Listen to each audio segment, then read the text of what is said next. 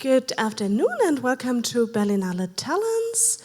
We are happy that you all could make it to our panel Collective and Co. And it's my pleasure to introduce our moderator, Anas Sareen.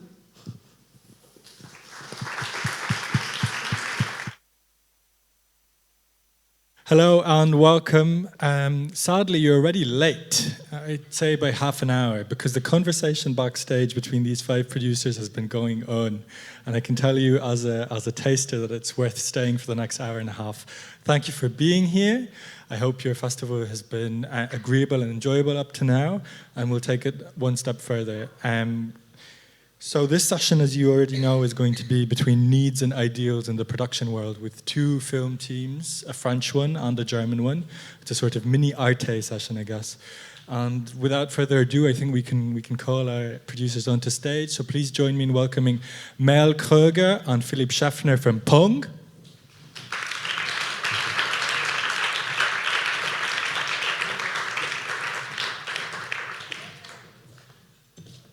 What you wollt.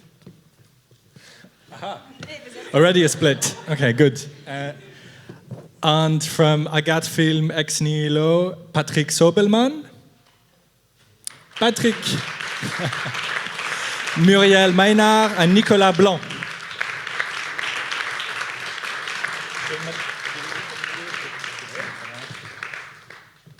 Comme vous voulez.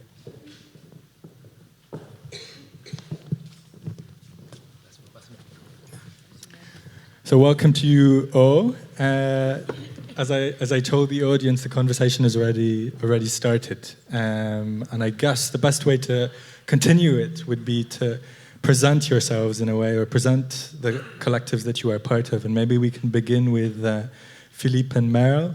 Your collective, I mean, you know each other for a while now. That's the least you can say. At least 20 years, and interestingly, so you're now the part of Pong for the last 10 years, but your first collaboration or first collective started with Dogfilm in 1990s Berlin, and Germany had just been reunified, and things were not so quiet, socially speaking, and this is where you decided to gather together and make film. Can you tell us a bit more about that story? Yeah, there was just a time when we felt we weren't really sure what was going to happen with the city, with the country, and we felt there's definitely a need to build groups and to also fight for spaces in this city. And suddenly there was a lot of space which was negotiable, so to speak. So we formed a group and we squatted a place, and within this bigger group there was first 3 and then 5 people who wanted to make films or more video art that was at the time. So the first idea was to buy equipment together and to work together, and then it became a real collective after a while. Meaning sharing everything, trying out every part of the filmmaking process. And actually our friends asked us often if we ever made films or if we were just talking all the time.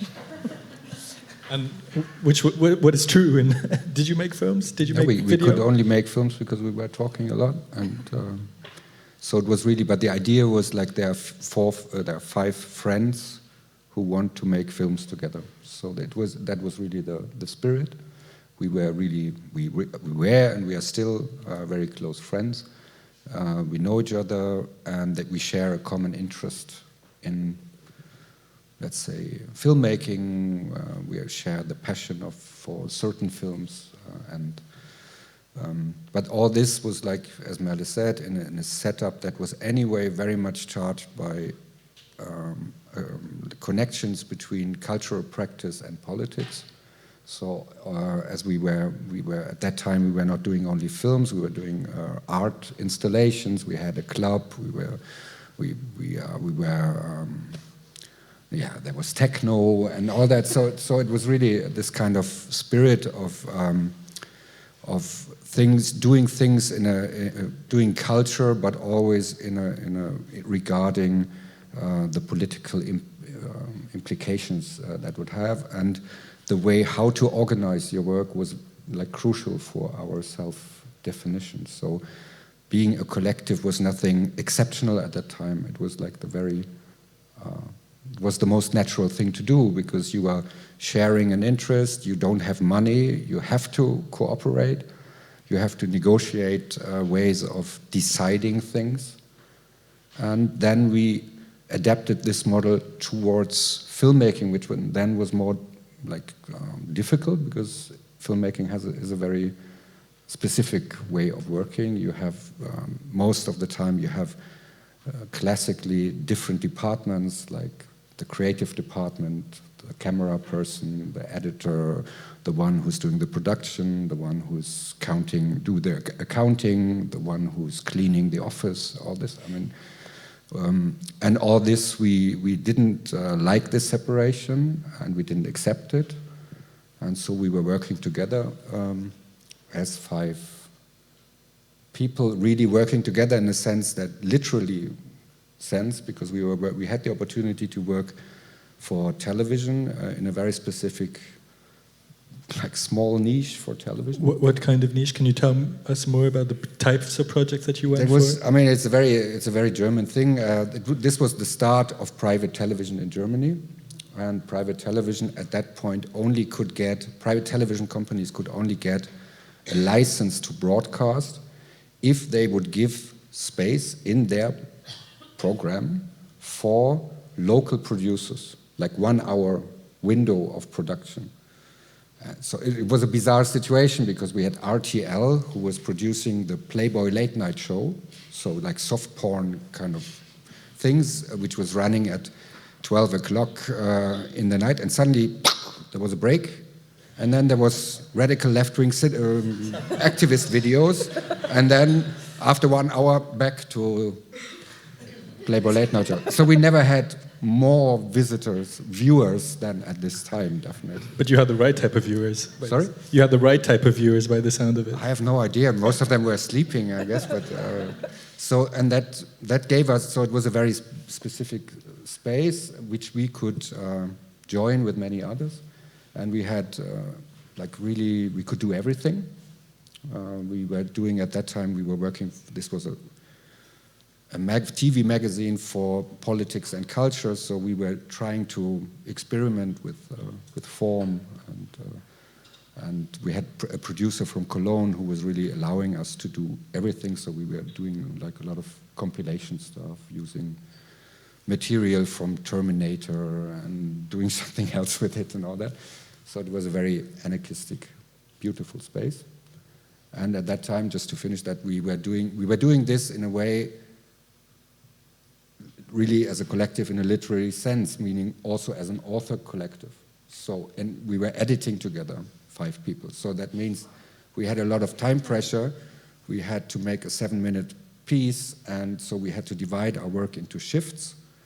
And 2 people were editing the day shift, and at 6 o'clock there comes the night shift, and they're following. And when you come back in the day shift, you see that they have changed everything that you have done before. So it was a very, we learned a lot. And I guess this is like learning what it doesn't mean to work as a collective, meaning like to discuss things and all that. So that takes us up to the end of the 90s, because that was Dogfilm, and that's now a page in your history in a way, because you, as I mentioned, had members of Pong, which started in 2001, and there's obviously a significant shift that took place there, and even a split. Can you maybe just gloss on that? I think it's 10 years of working this way, like Philip just explained, is a long time also when you're young, and it's a long time in your life, and life changes, and people take decisions, they want to have a family, or they want to do, they want to even know what they can do on their own, you know? I mean, it's a very crucial question when you're young. So after 10 years, we had the feeling that we need to make a split. So we decided it, we planned it ahead. We did a split in the way of wow, So this was an organized divorce. It was an organized divorce, yeah. And still it was hurting, it always is, but it was somehow a good, I don't know. I mean, in the later on, we asked ourselves, of course, if it was really necessary in the radical way. But at that point, we thought, yes, we end it here, and then we start a new life, and we'll see what comes out of it. But we're still very close. But obviously, I mean, crucially, you didn't uncouple as writer and director. So, you know, what kept you together, do you think? For a while we did also, and really everybody had to find out on their own what to do, who I am. I wanted to find out if I can write. You wanted to find out if you can do music and sound art. But after a while of individualism and, you know, working in the industry as editors to earn our money, it was a real reality check, I have to say. We found it necessary to form a platform and to have something from which on we could join with others, like a little module kind of thing, you know, which was very small in the beginning, just the two of us, and then slowly it grew, and now we have 4 to 5 people and others who come in and go out, but 4 steady members of Pong, and I'm still very convinced that group work is at least my way of working in films. Absolutely, I really need this. I find film is a collective tool in this world. Yeah. Thank you. Okay. Well, we'll get back to the specificities of how you work in Pong and what types of films you're after. But on the other side of the Rhine, in a way, AGAT Films been 20 years as well for you guys. And, you know... More than that. More than that. Well, floor is yours. Tell us about that. Actually, it started in a very similar way because it's 2 documentary filmmakers who decided to open a company to produce their own films. AGAT is AG, is the initial letters of Alain Guesnier and Annie Trégaud, AGAT. So it's 2 directors, and then a third director came into the company, called Robert Guédiguian. You might know some of his films, and some of his films were premiered here in Berlin, at Berlinale. So it was 3 directors, and then 2 producers arrived, and then a collective creator came up. And it's a producer. The major difference with yours is that it's really a collective of producers, and we are shareholders of the company. We own the company because we are producing films. If we are not producing anymore, we will split. We will leave the company. It's only because we are active as producers. And Robert Guédiguian, who's one of the partners, is producing his own films. So he's in the group as a producer. But similarly to Muriel and Philippe, was this, you know, pragmatic decision to just band up together because you didn't want to be alone, or was there, you know, an ideal of égalité, solidarité, faisons des films ensemble, and, you know, let's do it together? I think there's a let's do it together, yeah. Of course. Maybe Nicolas, do you want to maybe? Yes, ça marche. Yes, I think because we arrived, apart from the 2 first, Alain Guesnier and Annie Trégaud, then it became more and more producers working together, and we arrived.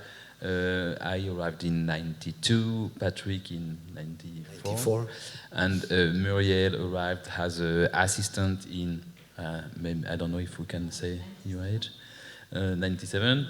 And then she became producer. So it always has been a moving with the producers, saying that all the partner has to be producers, including for Robert,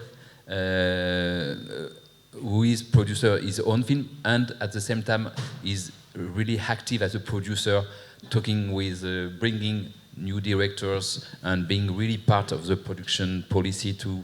That we share all together, and I think when we arrive, it's because we agree and we want to work not all alone in our company, but sharing the idea of producing, the problem of production company and the life of because now it's quite big company since we are 25 as permanent workers, which is for us quite big, in fact, and it's 8 producers in this, and so that means we want to be part of this collective. And when we signed, the film is always AGAT Films present, and not Muriel, Meynard, or Nicolas Blanc, or Patrick Sobelman present. It's always the company. The idea is really to keep this idea of being part of the collective. And when we don't work, when we don't produce, we leave the collective. And when a young arrives, we want to give him chance to produce, so we give share to him too. So that it's always a company that is held by producers in activity. And can I just, similarly, in the French landscape, were you unique in that way? I mean, I think so. I have the feeling that it's much less, frequent in Paris than it might have been in 1990s Berlin to gang up and work together. I think 2 is a group, 3 is a group, but more is a collective. Yes. That's your definition of collective. I don't know. I think there's a lot of production companies run by 2 or 3 producers, partners. 8. I mean, our experience is that we were 6, 7, 8, even 9 once, I think. Now we're 8. It's a very, very different model because it doesn't. There's no boss. There's not too much ego because there's no place. There's not much place for ego when you are 8, right? You have to be happy for everyone. I mean, we are sharing everything, so it's a different equation, economically, spiritually, emotionally. It's really different way of approaching things, and we produce very different films. That's why it works. Yeah. Maybe we can talk about the day-to-day of how a company like yours works, because who comes up with the idea? Is there a council of 8? Maybe Muriel, can you spell out what the day-to-day looks in terms of organizing your collective and how it works, how it functions? Yes, everybody, each producer has their own project, of course. Of course, it's AGAT Film presents, but after there is just one producer by film. Sometimes we make some duo. You say duo? Comment dire duo? Duos. Sometimes we produce together, but and we are everybody has their own project, and we have once per week we have a meeting Wednesday night, and it's very, very important because we share all our experience, we talk about our project, but we need some help sometimes. What can we do? And each producer choose their projects if the film is financing, but when there is a gap, when we have to make a decision if the financing is not full, I don't know how to say, we need, and everybody reads the script, and we share the script, and we say, okay, is AGAT Film put his own money in the film or not? Okay, this is the only, comment dire, c'est la seule, this is the only way when we need the agreement of the other. You understand what I mean? Mm-hmm. Only when there is a... Interestingly enough, there has never been one single vote during this process. It's always by talking, exchanging ideas, and convincing that the one who's producing will produce or will not produce. I don't remember there has been one single vote. No, the idea is never to vote. Always very talking. Un-Swiss. It can take a lot of time. And that would, that doesn't fly. Yeah, that doesn't fly with us. But I think that's crucial in a way to understand how you work, because if you're going to persuade someone, the point in a way is to be able to work again the next day and not hold on to hurt feelings.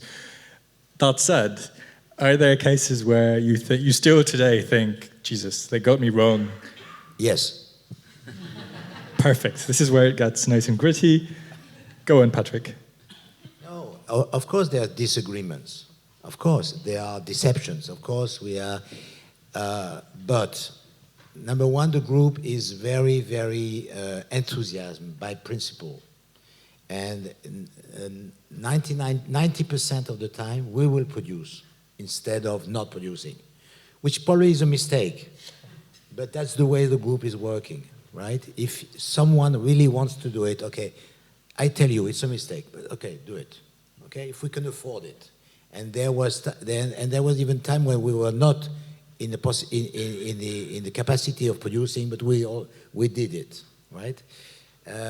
So I think it's also human experience, right? To be supportive. There always has to be that capacity to take a risk. You can't. I mean, is it always? There's always a risk by producing. You never know. You never know. You can be fully financed and the film will be awful.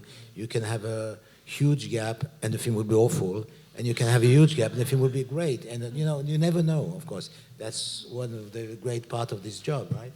So we know that. We know, and of course there's an emotional relation between the producer and the project. And the other have to understand that, And the point, I guess, at the end is that we all feel totally responsible in front of the collective. That means, okay, you say you want to do the film, and you can feel that for other people, they think it's not a good idea. And if you decide, yes, I want to do it, it never happened. It happened once that we said no to a project, but it was for political reason only. Once. And then, okay, if you say, okay, I want to do the film, you really feel responsible, and every week you will have to talk about the situation of the film.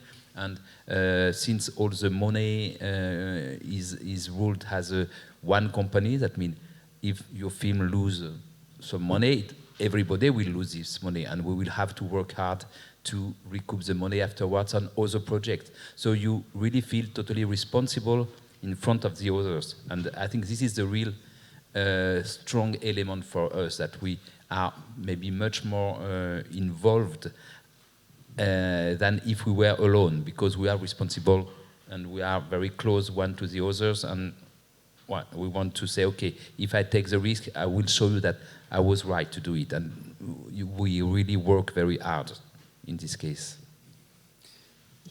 Quickly, and then we can... Okay. No, go on. There's a story. In 2000, we also had a shift, a big one, but this one we didn't decide to do it because one of my partners cheated with the basic rules of the group by lying, hiding things, and at a certain point when we realized that there was a huge difference, a huge gap, basically, major losses. So basically in 2000 we split with this guy, and he had projects at the same time. So Muriel was not producing yet, but Nicolas and I were taking back the projects that were in development or in shooting or whatever. And among those projects there was a very, very ambitious trilogy by a Belgian director, Lucas Belvaux, that was in development, not fully financed, but he's been working a long time on that. Very ambitious project, 3 films at the same time related to each other. And for a certain point, there was a decision to take by the group that should we produce that one, because there was a gap, a big gap, but we had to decide to shoot or to split for some weather conditions. We had to shoot in June and not later. And we had no money at all. We were really something like down 3 million euros, I think, at the bank. And there was a gap of something like 1 million euros, and we had to go on the films or not. And the gap could have been fully financed with Euroimage, but we have to take the decision before Euroimage was in, and some other sources, I don't remember which one. And the group said yes. If it's a good project to die. Anyway, so we decided to produce the project, and we didn't die. Not yet. And we're glad to hear that. Same. Is that the similar sort of structure where you need to persuade each other to go for a project? It's a bit. I mean, obviously that's going to have its part to play. But Philip, you're obviously directing and editing what at Pong, and you added the films of other filmmakers at Pong. And Merle, you were more concerned with words and scripts and the storylines, basically being an author in your own right. And we'll look more closely at that later on. But how does the decision-making work at Pong? Actually, Caro Kierbeck is also here, 1/3 member of Pong. So Hello, she Karen. could also add something if you like, please do. It's a very organic process as well. We don't have the weekly meeting anymore, which sometimes I regret, and so we really have to force ourselves to meet sometimes because we have too many projects, and then everyone's, we meet in our space, but we don't talk.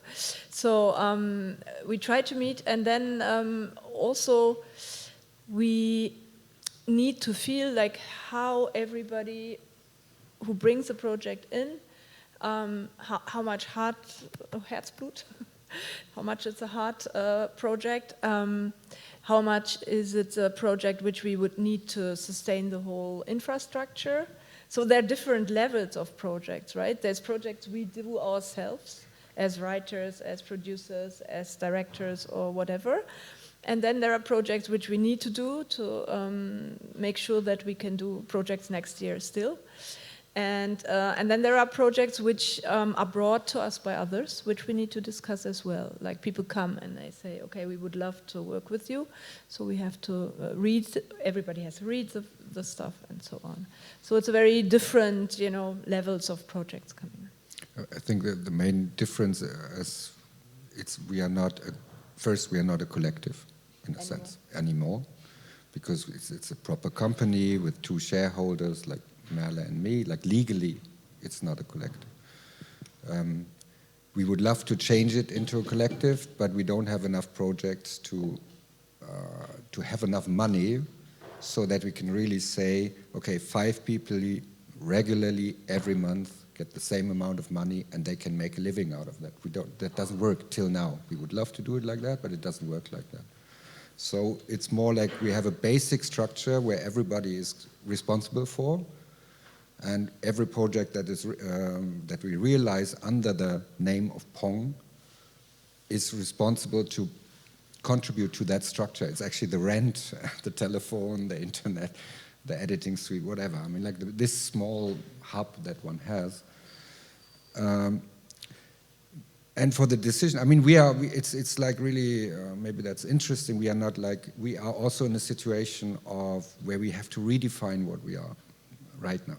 Because it's like, Pong started with Merle and me after this big collective to have a new platform. Then it was developing, then Caro was coming in and Alex and somebody else. So now we are still struggling, there's an outside perspective and there's an inner perspective. Right now, Pong has a name somehow for certain films. So it's related to a certain language or a certain approach towards films. So it would be strange if we would now produce something that is totally different. People would be that's at least our impression, would be very confused, saying like, yeah, but that's not Pong. And we ourselves are also struggling with it. So really to define, what does it mean, Pong? Is it a platform for 5, like we did in the beginning, 5 friends survive and make things that they really want to do?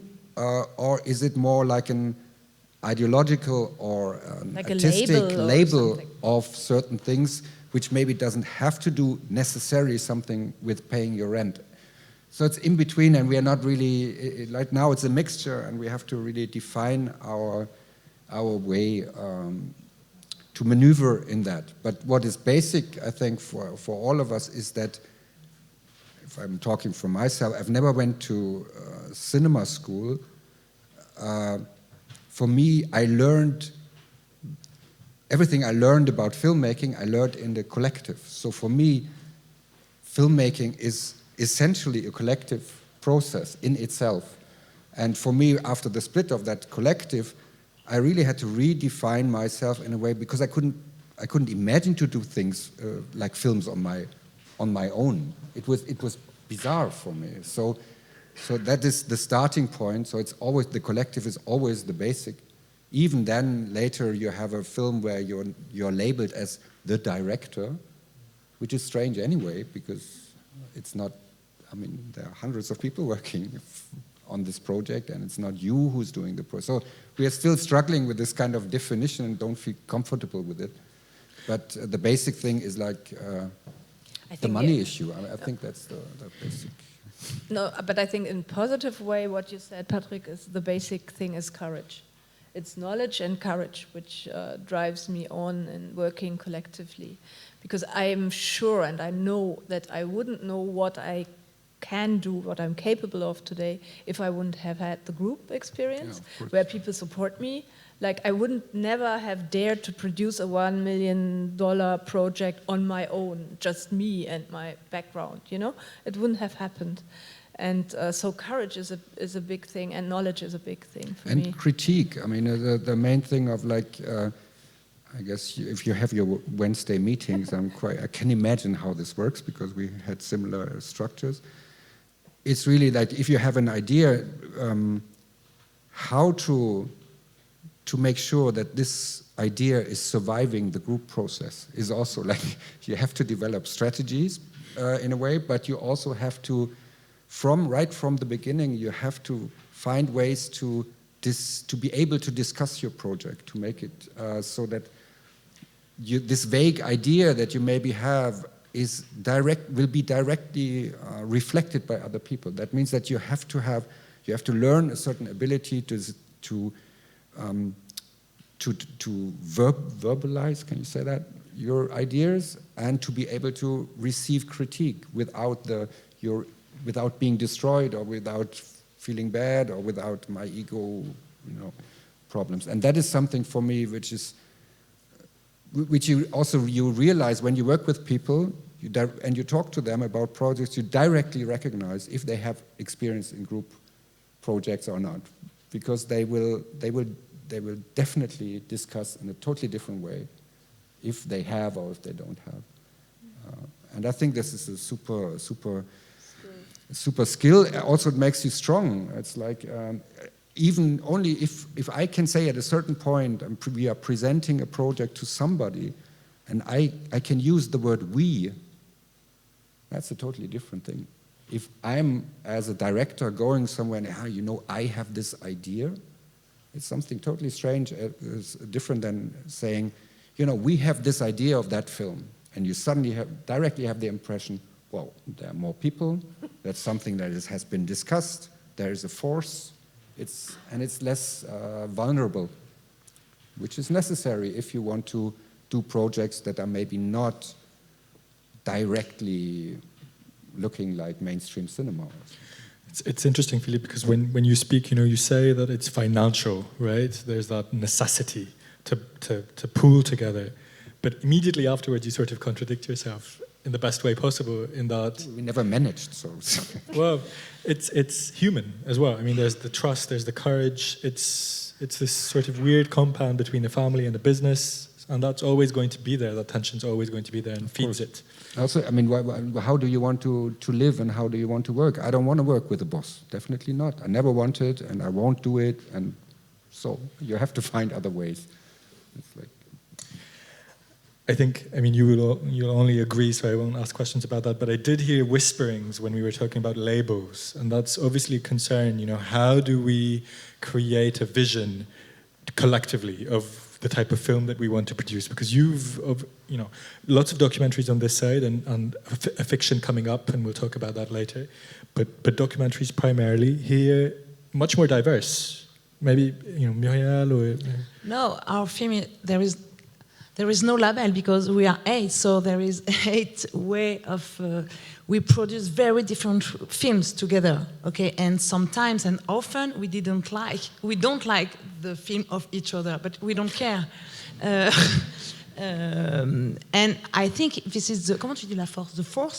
The force of our collective. It's, but the only label, maybe it's, of course, we have maybe it's political, okay? We are agree of the political way we work and we think, but the film, Patrick's making very artistic... Art house. Yes, art house film. I try to make some more theater film for, more, comment tu dis, commercial film. Larger audience. But I didn't, yes. But I tried, but it was a fail. But, so yes, we are very different and we can't say that there is a label at all. But when the director comes, I would say there is a label. Disagreement. Go on. Yes, there is a label for, because first of all, it's authors' films. we all defend, we all feel as producers, except for Robert, but we all feel as producers pushing and carrying projects from authors, and we all feel that the power, the energy of a film comes from the authors we want to work with, and we all are very close to the directors, the writers we work with, the crew are very important for us. So I think you can see that the film we produce, it's always full of the personality.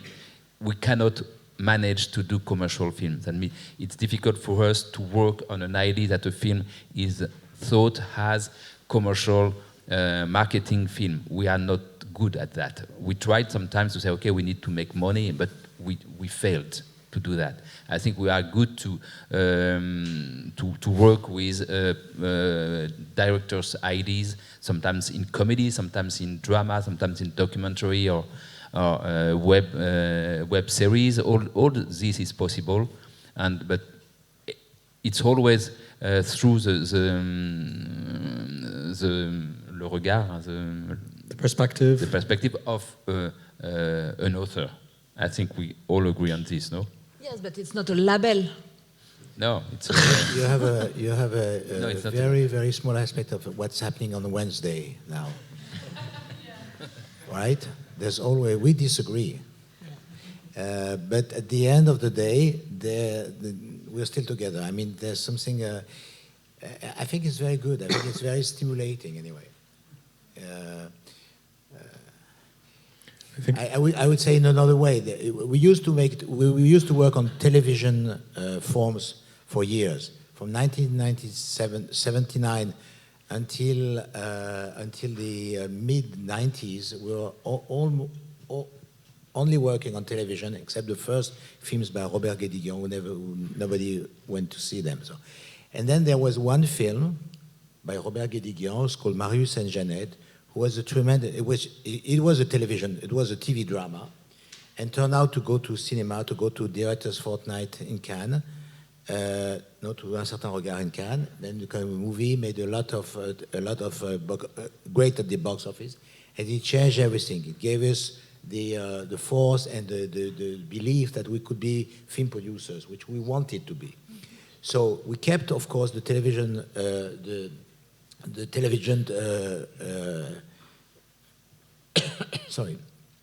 slots, but also moving into cinema. So we have two legs now. One leg is on television, one leg is on cinema.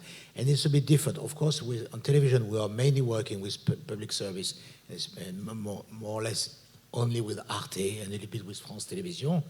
And we know that they have their own decision, and they decide what we are doing. Basically, even if we make proposal, we know that they will decide. So what we are doing on television is mostly documentaries, and so of course they're more or less alike, more or less. On television, on cinema, it's completely different, because we are making a proposal, or the writers and directors are making proposal, but it can be a very large scale of stories, of moods, of forms, whatever. So this is why this is the place where we are very different, more than for television. And television is basically 50% of our activity and our revenues. We are really working for years on two legs, on two equal legs. Without television, there will be no AGAT Films, for sure. Or not the same way. I think, one way to put it in a way is that you, and Muriel said this before, you have different tastes, but you're together when it comes to the support, financial, moral, critical, that you provide. Whereas Pong is, more intimate in the way that you function together on projects like Havari or Revision. And maybe we can take a closer look now, actually, at how you build narratives and stories together. Because with the case of Havari, I mean, it's not only a film, is it, Merle? I mean, it's... No, it's... basically, all our projects are, I would put them somewhere between documentary, fiction, and art, but they are very, very research-based, most of them. So we always need a lot of, time to develop a project, and for the last two films, Havarie and also Revision, we had the idea to try out something which is somehow opening a space between documentary and fiction, because Philip's documentaries are very formally radical in a way, and he insists on that form and the, you know, the not the content but also the attitude of the film, that all needs to go together very strictly in a way. And what happens if I, based on the same research, would write a novel in which we call it the space of possibilities can be extended even further into fiction without having to produce a fiction film, which is of course much more expensive and has much more effort to go. So we did this twice now. And it was really super because it's during the research for a documentary, it happens so many. Interesting. so many things came to us and happened to us, which didn't in the end go into the film, because the film has a very strong concept, but they all went into the novel and they went into this space of this extended fictional space. I'm keen to look more closely at that fictional space, but I think we have an excerpt from Havarie, and then we can maybe talk about it in more detail so that people understand. So, 2012 was it, or 14? 2016. Excuse me, 2016 Havarie.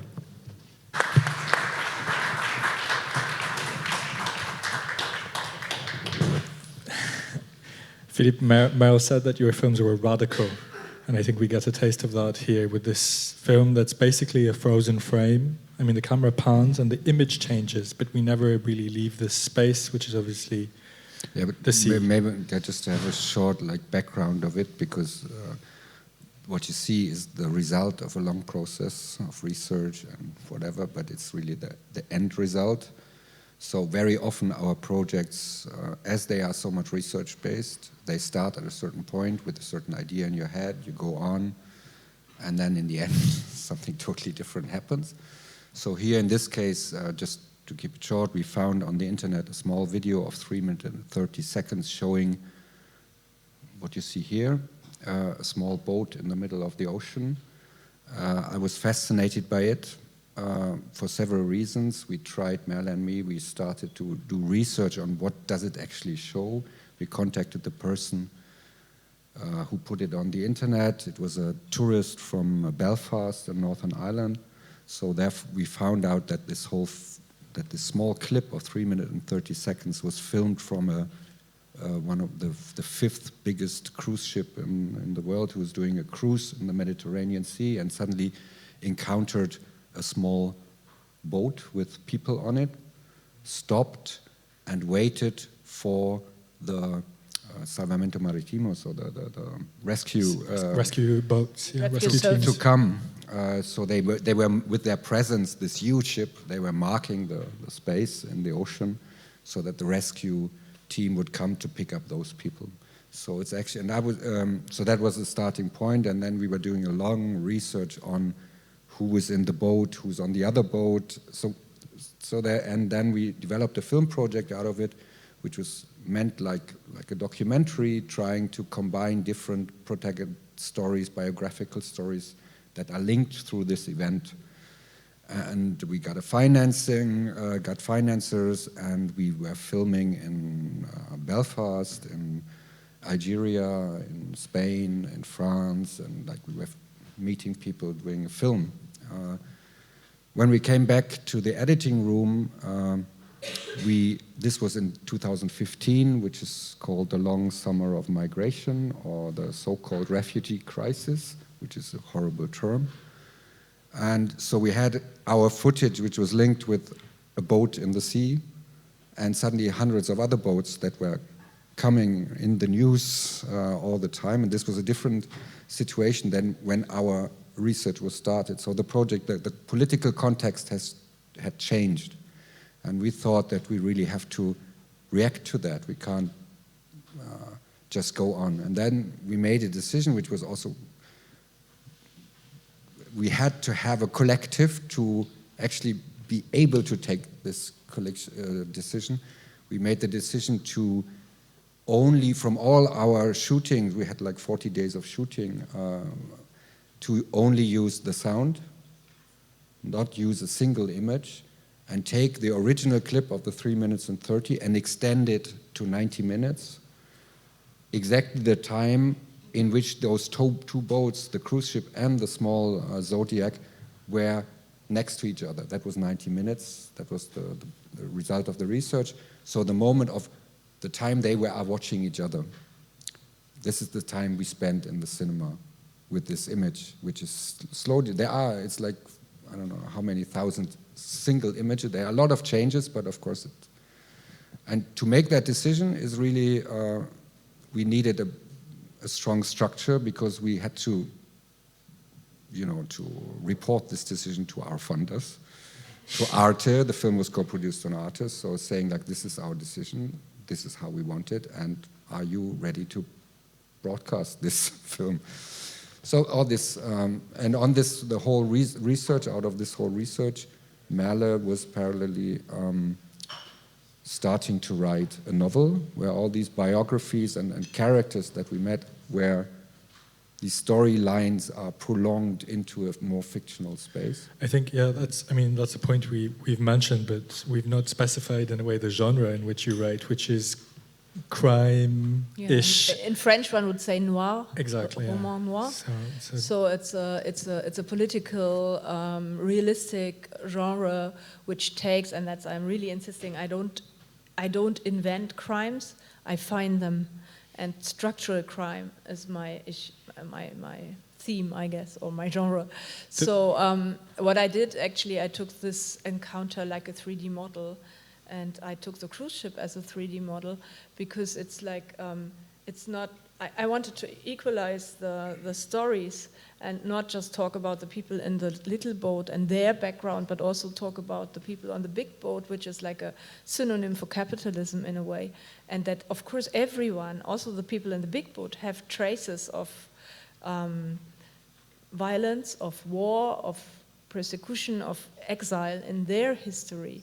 So that was actually the idea in to describe this space, this extended space of fiction. But were these two objects, in a way, the film Havary and the book Havary, distinct in their production, or did Philippe read chapters of the book or the manuscript? I mean, how, on a day-to-day basis, how were these two cultural or artistic objects created, and how do they feed each other? There are always times when you need to do something on your own, writing or editing, or developing a certain language, visual language. So, and there were others involved, of course. I mean, co-producers and the team. We have a very strong, I guess it's the same for you, we have a very strong network also attached to the Pong foreground, which is people who do camera for years, who we know very long, who do sound. Sound is very important to Philip. Our protagonists, usually we have a very strong and long relation with the people with whom we are working, like the guy who's speaking there. So there were a lot of people who at times collaborated, but then, of course, it's in the end always us, watching the editing and looking at the chapters and, yeah, giving the critique where it will always be productive. I think that's our assets, right? It can never be destructive. I never experienced that something was destroyed. It would always get better, yeah. And practically it was like that we had film funds, we had some funding to do the research for the film. So this, you could say that the film funds were financing the research for the book. So it's like a cross-funding thing because we're doing the research together, traveling throughout, doing interviews and whatever. And as we have a method of working where we always do a long process of research without camera, without photo, without sound. So really only making notes, meeting people, and then coming back. And from all this, we both benefit.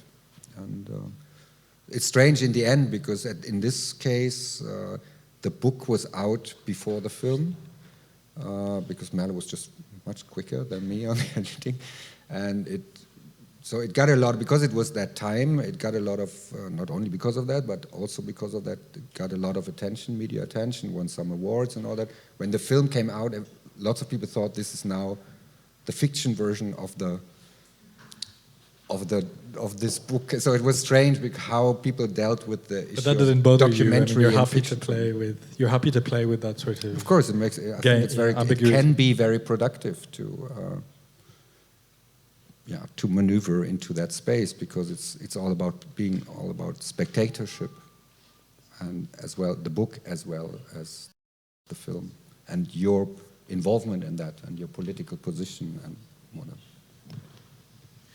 Well, I mean, we have a clip from the AGAT and Co and Ex Nihilo as well, but it's quite singular, this film in relation to the collective. So maybe I'll just mention the name, and we'll take a look at the excerpt, and then Patrick can tell us about it, and the others can tell us. Okay, well, perfect. Can we maybe see the clip of Golda Maria, which is at the Berlinale this year?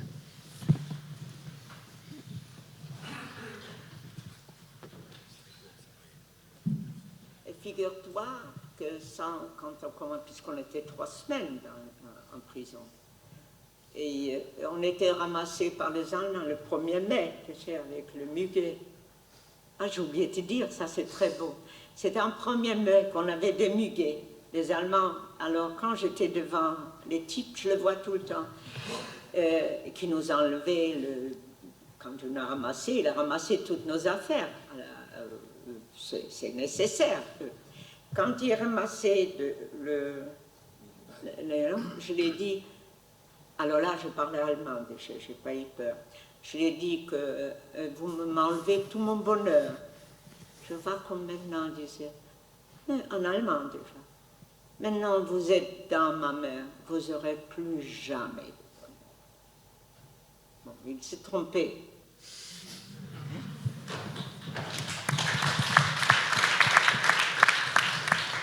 So, Muriel, who's that woman? Yeah, but this is the grandmother, Patrick's grandmother. So this is a very special example, and this is not the way how we work. Yes, but this film shows how we are not just partners, we are friends. That's why this film is here also. Patrick filmed his grandmother in 1994 to have a témoignage, comment tu dis? Testify of her story, okay? And her very strong story. And he told me about this movie. He made this movie with his son, Hugo. And of course, we talk in the real life. So he told me about this image. And he told me about the editing with his son. And I don't know, each month I ask him, where are you with this month? Where is the film? Because you're the producer. I was not the producer. It was a family movie. It was a family movie. It was done for my children. No. So I asked him, okay, I would like to see it. Please show me. He said, no, I don't have to show you because it's my family movie. Okay. And I insist. And one day he said, okay, do you want to see this movie? I say, yes, with the producer of his son, because his son is also a director.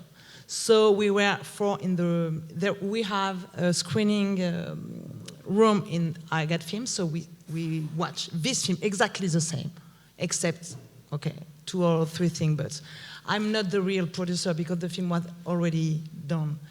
And we watched the film with Karine, the co-producer, and we said to Hugo and Patrick, we are sorry, but it's not your film anymore.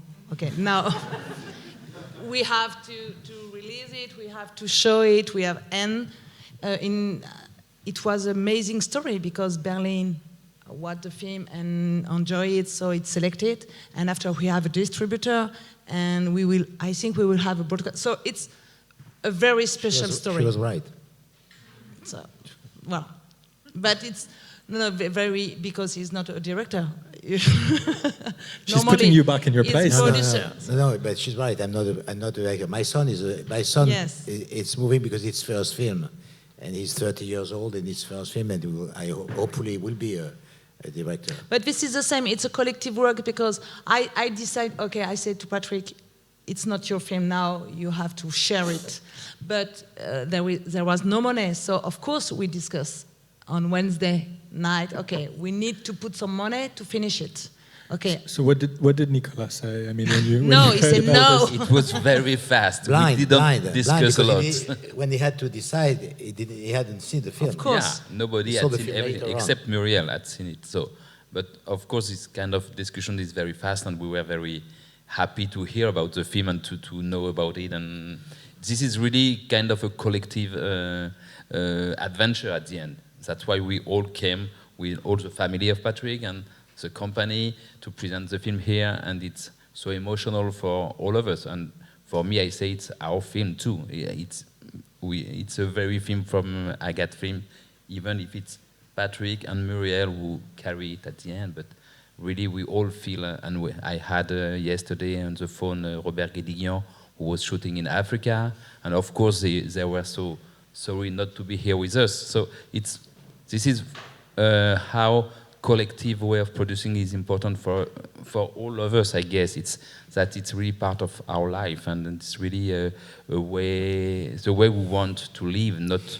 all alone with our own project, being on the everyday life, part of a complete process, of a huge process, because we can produce much more being 8 producers in our case than we would do with only one producer. Yes, because except this produce is very hard every day. So if we are alone, it's impossible. So this is very important, but very artistic reason and financial reason, because I don't know. Sometimes we are successful. I don't know. 1 year I can produce 2 films, and 1 year no film. But hopefully, comment tu dis you balance it out. Yes. And this is c'est une chance, je sais pas comment dire, lucky. You're lucky to be able to do it. Yes, because you can choose the film that you want to make, because if you are alone in a company, you have to produce because you have to bring some money. So it's a luxury to be exactly. able to work. In AGAT Film, sometimes you can, okay, this year I can make less film and develop film, and the other do it. Which is not completely true, because she's bringing a lot of money every year. No. But friendship is not necessary to be partners, but it helps. Yeah, I can imagine that it does. I think we'll go to questions soon, but it's difficult to have a conversation, or without touching on the topic of, when we're talking about production, without touching on the topic of the rise of streaming platforms and the ways in which this is completely changing the landscape and the relationships between cinema and TV and video. So do you have a sort of sense of where you want to take AGAT in this new landscape? And is that collective spirit the difference in a way? Of course, there's no way that we will not work with platforms or understand what platforms. I mean, the money is over there, and not only the money, but artistically speaking, there's probably a lot of good things to do. It's different ways of working. To my experience, working with a platform is just like working for television. Not very much different. I mean, there's a commissioning editor. They have the money. They decide. They green light, and you produce, basically, more or less. The question in our group is putting it this way. Among the 8 producers that we are in the company, 4 of us will turn out to be 65 in the next months or years. So it's been decided, and I'm one of them. It's been decided in the group and signed that in July 2021, the 4 of us, we will be 65, will leave the company. But not really. Don't worry. Don't worry. There's a second season. We will not be shareholders anymore, and we don't have a salary anymore. Okay? That leaves the place. Of course, the company will pay us the value of the shares, right? We'll get money instead of that.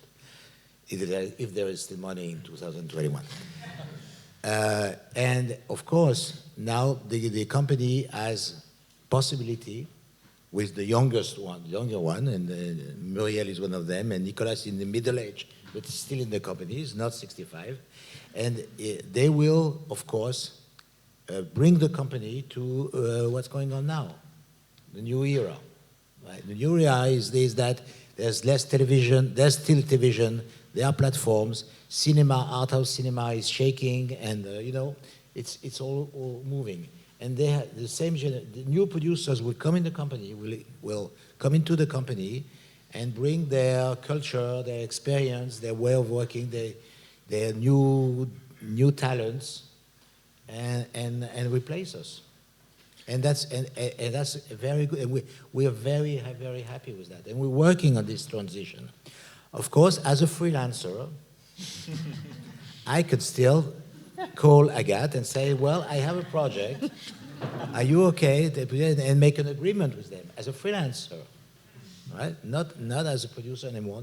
I won't be part of the collective anymore. I would say that your strategy is quite strong because he said that, but in the meantime, since he has 1 year left, he's developing 8 feature films. So that his life as a producer in AGAT Films is secured for many years. And there's obviously... and it's very hard to find new producer because we have a story, and it's very hard, and we don't know yet if it works. Maybe we will just because we are 4 after they're leaving, and maybe it will be. Maybe it works, maybe not, and maybe there's a woman producer dedicated to TV series, exactly. which is in the company now. She's not shareholder yet because she has to prove that she can, bring something to the company, and it takes time. But you have ideas, right? Yes.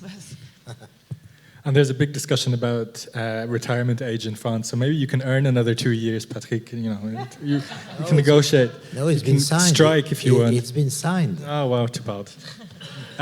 Listen, I think this would be a good time to open the floor to questions. So if you have any, there's already a hand up. Yeah? Maybe just wait for the microphone. It's very special, sort of. Hello. Hi, how does that work? Éclatez-vous. No, sorry. Life au-delà. No, I'm sorry, I'm not very well known, I have to get some publicity. Good afternoon. I have 2 very simple questions. My name's Simon Dickinson. I'm a human rights activist, dance artist, writer and small filmmaker.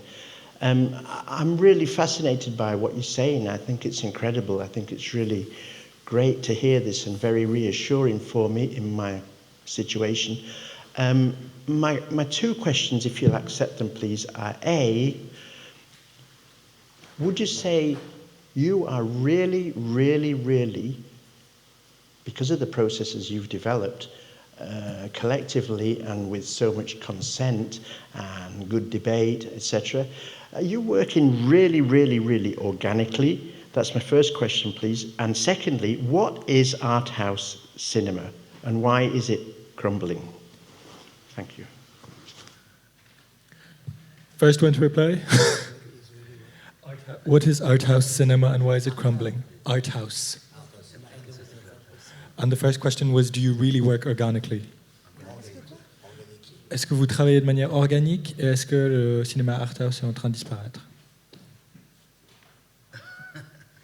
Any takers? I mean, no, to the first question, I could only say that this is my organic working. I mean, I work organically in a group process, yes.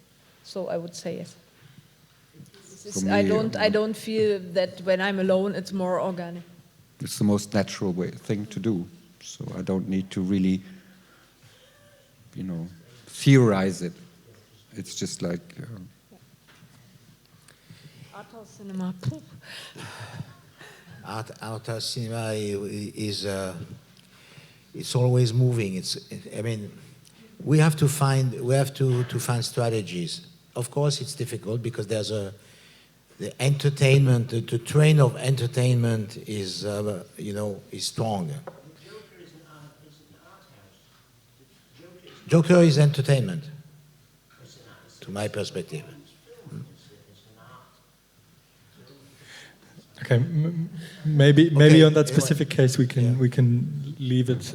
No, I mean, maybe the challenge of the question is like to take off that on that question is like, what spaces are left, or are there any new spaces to open, and what does the role of the cinema hall and how it is changing, and that is relevant for all kind of cinema, but especially for cinema that is not cannot rely to be distributed in like hundreds of cinema halls, but maybe in one in Paris and one in Lisbon and one in Berlin or whatever. So the role of the space that we have access to, even politically, is a question. So I'm sorry, Simon. Maybe we can move on. But I mean, is that the reality as you see it now already in terms of your films for Pong? Do you see it as that sort of landscape where things are, happening here and there across the globe, but not necessarily? Yeah, I think what we really aimed, or where we are now, is at a certain crossroad between art, cinema, and academic research, künstlerische Forschung in German. So our films are very much discussed in the academic context and also shown in cinema halls related to academic context, for example in the US, because also I think it's a bit different also in France and Germany. So we don't have a quota in the cinemas. It's very hard for us to get the films into cinema, but we have a very strong academic and art scene and network. So that's how we get our films distributed and funded as well. So that is also, and we are also working towards different ideas. I mean, I'm working on a web doc kind of, or documentary, or an archival project, which will be in the web. But again, it's rooted in the cultural institutions and academic institutions with whom we work and whom we also use for distribution. Yeah. So maybe there were more questions. Any other questions? Yeah, down here. Thank you. Hi. I wanted to know how do you manage the intellectual property created by the collective? Yes, that. Nice and short. Well done. You mean ownership? Yeah. Yes. Oh, that's very easy. They are shares, a split of shares. So everything that comes into the company belongs to the company. So belongs to the share Paris Passou. Okay. I don't know if what's interesting is that at the end in the 90s. We were something like 6 producers, shareholders, I think, and it was very communist. It was the same shares, the same salaries. We were almost the same ages at the time. And then it changed after the big earthquake of 2000 with the guy, the one that was cheated. We changed our way of working. Then there were senior producers and there were the younger producers who arrived. It was impossible that there were the same shares and the same salaries in the beginning. So we decided to change our way of working. So we had shareholders at different levels, right? Yeah, at different levels. And every 5 years, 4 or 5 years, we make some kind of a picture of the company. What do you think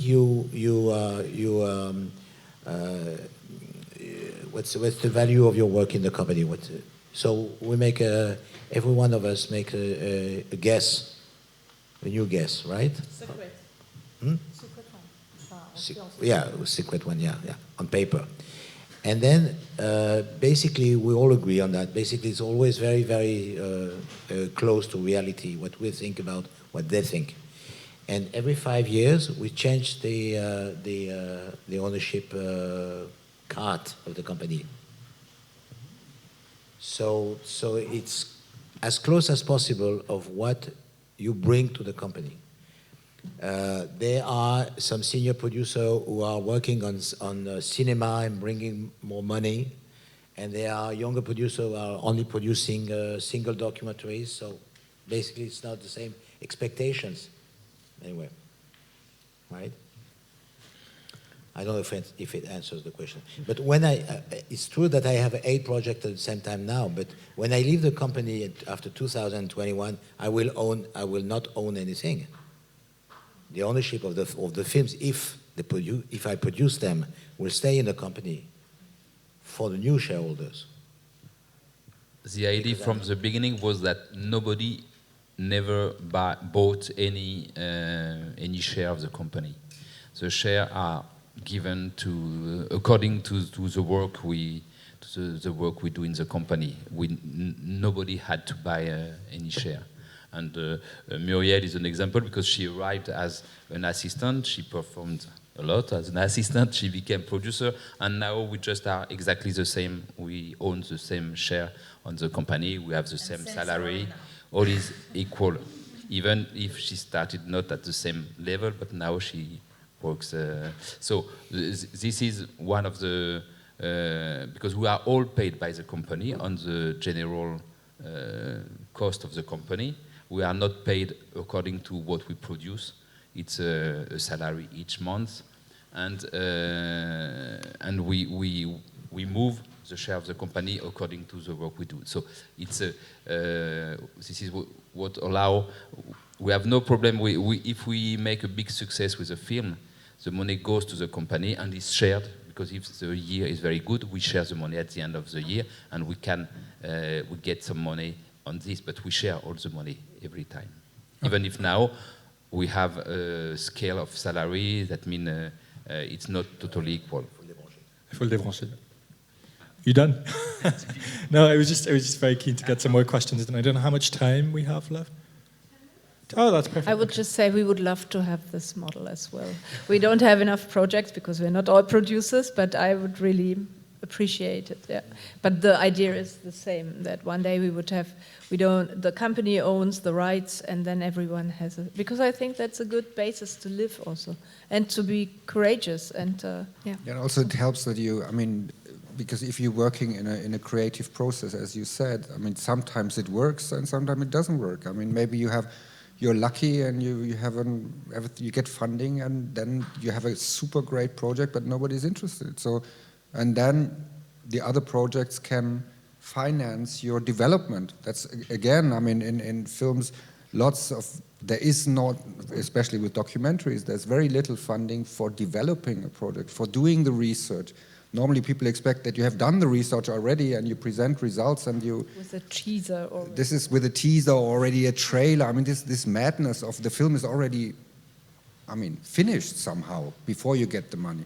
So all this you can finance and bridge finance with other people who are working in solidarity, which is a wonderful model. And not in competition. Yeah. And not in competition. So. But there is no question. I think we have a third question, yeah. Let's see. Can you hear me? Okay. The discussion is super interesting. I come from the US, and just hearing about different models like this it's really exciting, and it's also something that friends and I are talking a lot about. We made a film that was at the Berlinale last year that was in the forum section that we made collectively called The Plagiarist, and it's a fiction film, and we had a fake director. There wasn't, and it circulated in the world. We weren't really trying to dupe everyone, but it had to do with the themes of appropriation and authenticity, and that the film was looking at. So it's a comedy, but it works. It's also a conceptual film. So there was, but what we discovered, even at the Berlinale where it premiered, was how much of a problem that presented. And when we talked to PR people, they were like, wait, what? There's no director? And when I signed on to the project, I did it with friends, and we did it for nothing, and we made the film in 4 days, and the goal was just to make the film in a year and get it out, because we were tired of waiting around for funding, and we just wanted to make the film. And it's like it's an unsustainable model. Like it was a one-off for all of us, but one of us is a parent now, and there's, so we're at that moment of sort of scaling up, and the question that you brought up about branding and like how do you resist, like I personally think artists have to resist branding, right? And I think producers do too. I make commercial films, and then I make films Philip, for maybe nothing. we can bring that Sure. question to a close, because I mean, there's a really important thing in what you've just said that's always in the background when we talk about collectors, and it's been brought up as well. It's the idea of the author. I mean, that is a motto that we have from the arts, from literature, and it doesn't really work with film.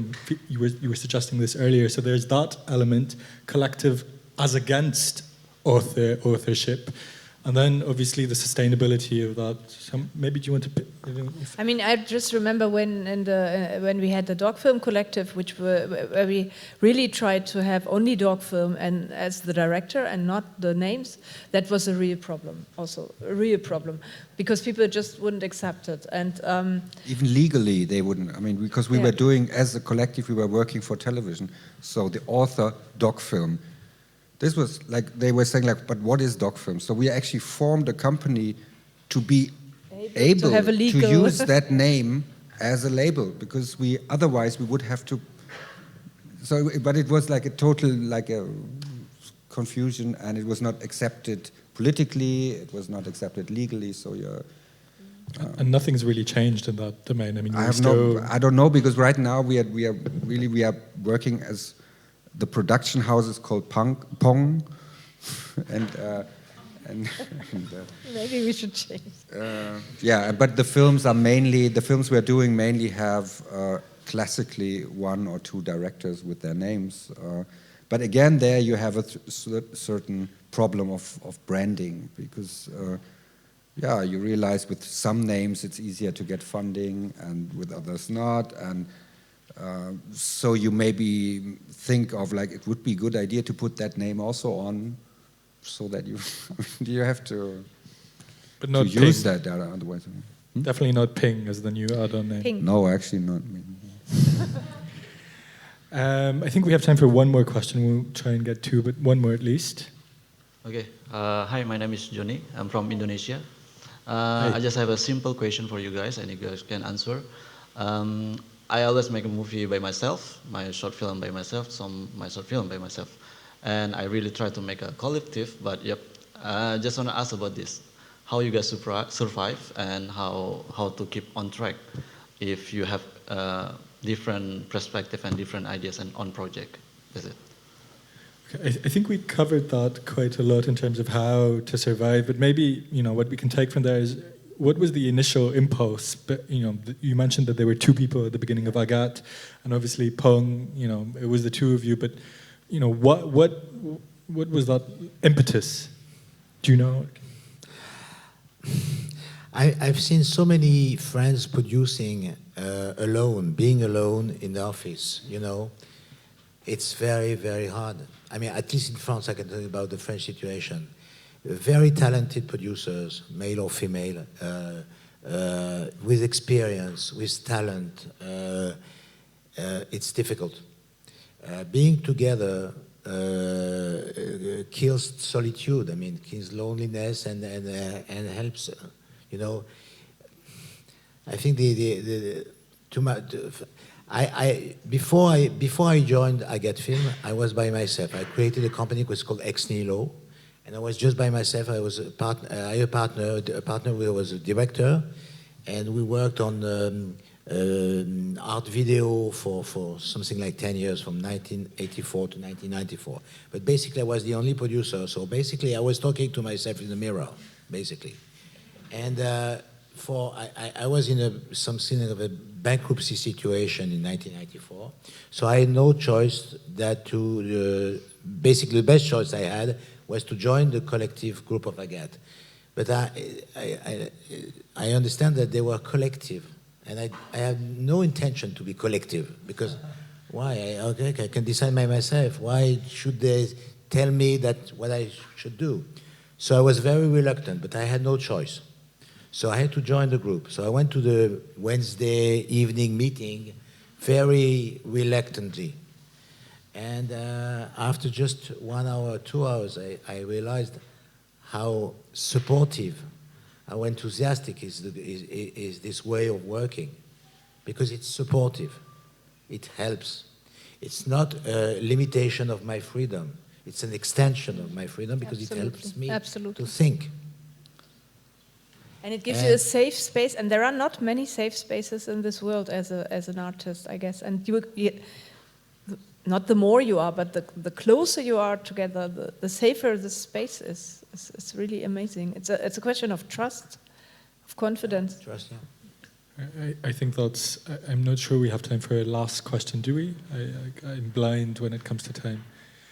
But I honestly think that I'd like to end on that idea of trust, because it seems like a good lesson in a way of all this collective work, especially in the times that we're in, that make it much more difficult for us to trust each other financially. I mean, there's a lot of doubt, and I think that's what collectives sort of work against, this idea that you're not going to make it and you're on your own.